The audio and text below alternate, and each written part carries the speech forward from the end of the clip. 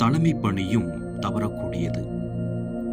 பலர் அதிகார பீடங்களை பிடிப்பதில் ஆவல் கொண்டிருந்ததை தூய பிரான்சிஸ் கண்டார். அவர்களது அகந்தையை வெறுத்த அவர் அத்தகைய நோயிலிருந்து அவர்களை காப்பாற்ற தன் எடுத்துக்காட்டுகள் கொண்டு மிகவும் முயன்றார்.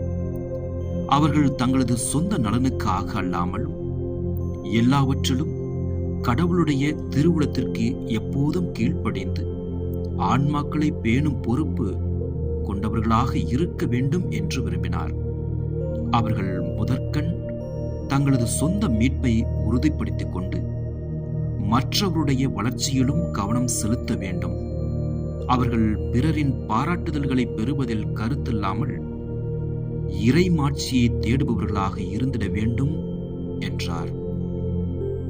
செலானோ முதல் நூல் 104. இன்றைய சிந்தனை: தன்னை நற்பண்புகளால் ஆளத் தெரியாதவர் மற்றவரை ஆள்வது அபத்தமும் ஆபத்துமானது ஆகும். அவரது தலைமை பணி பார்வையற்றவர் மற்றவருக்கு பாதை காட்டுவதாக இருந்திடும். தலைமை பணி ஏற்பவர் தங்கள் அதிகார பலம் என்ற மாயையில் சிக்கி தங்கள் வலுவின்மைகளை மறந்து செயல்படும் அபாயத்தில் உள்ளனர். அது ஒரு சறுக்கலான பாதை. அதில் சறுக்கி விடாது பயணித்திட ஒருவர் தனது தவறும் தன்மையை உணர்ந்து அச்ச நடுக்கத்தோடு நடந்து கொள்ள வேண்டும்.